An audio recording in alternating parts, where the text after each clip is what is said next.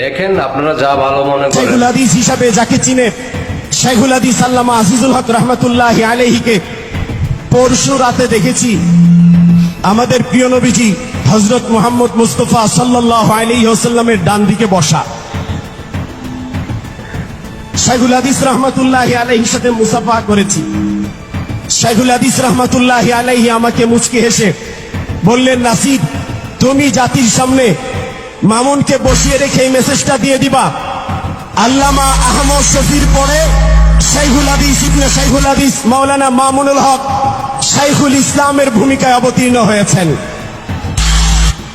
এই জন্য এই কথা আমাদেরকে বাংলাদেশের মানুষের কানে কানে পৌঁছে দিতে হবে, সারা পৃথিবীর মানুষের কানে কানে পৌঁছে দিতে হবে। আল্লামা আহমদ শফির পরে এই বাংলাদেশের মাটিতে শাইখুল হাদিস ইবনে শাইখুল হাদিস আল্লামা মামুনুল হক তিনি শাইখুল ইসলামের ভূমিকা অবতীর্ণ হয়েছেন।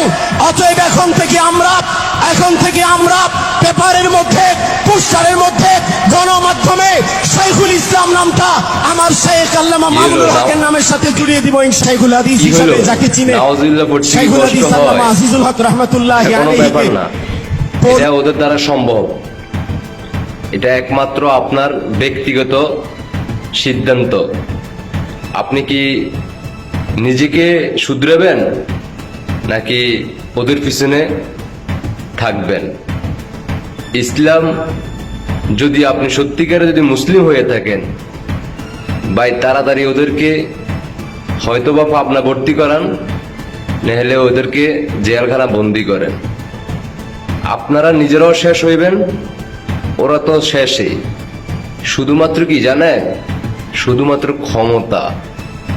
এই শুধুমাত্র ক্ষমতার চেয়ারটার জন্য চিন্তা করেন প্রত্যেকটা মাওলানা যাদের পিছনে আমরা 5 ওয়াক্ত নামাজ কলমা পড়তেন, ওয়াজ মাহফিল শুনতেন, মানুষদেরকে দাওয়াত দিতেন, এদের পিছনে লক্ষ লক্ষ টাকা খরচ করতেন, এই হলো তার নমুনা। এবার চিন্তা করেন যদি ক্ষমতা আসা পড়ে কোনো কারণবশত ঘুমের মধ্যে আপনি চিন্তা করেন যে ওরা ক্ষমতা চলে আসছে, তাহলে কি নিজেকে নবী বইলা দাবি করব? এই ধরনের ভণ্ড হুজুররা দেখতেছেন না, একটার পর একটা ভণ্ড হুজুরদের কাহিনী।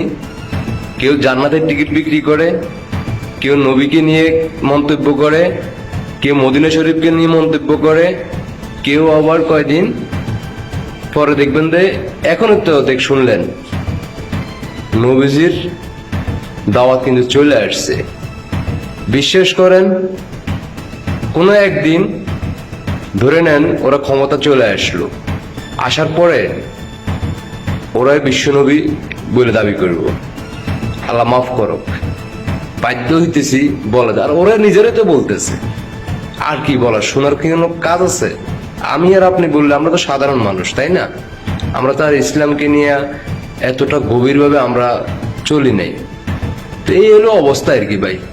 আপনারা যা ভালো মনে করেন চিন্তা করেন, দাওয়াত কি দিবেন না দিবেন না সামনে, নাকি জনসম্মুখে ফিরবেন, এটা আপনাদের ব্যক্তিগত ব্যাপার, কিছু বলার নাই। এটা ওদের নেচারে আছে, এটা আপনারাই সুযোগ করে দিচ্ছেন, আপনারা জনগণরাই সুযোগ করে দিচ্ছেন, সাধারণ জনগণরা। এবার শুধু মাথারে এভাবে বাড়ি দেন আর চুপ হয়ে বসে থাকেন, কারণ আপনারা তো সত্যিকারের ইমানদার মানুষ, সৃষ্টিকর্তাকে বেশি ভালোবাসেন, প্রিয় নবীকে বেশি ভালোবাসেন। এই হলো তার নমুনা। আশা করি সবাই বুঝতে পারছেন। সবাইকে অসংখ্য ধন্যবাদ। আল্লাহ হাফেজ।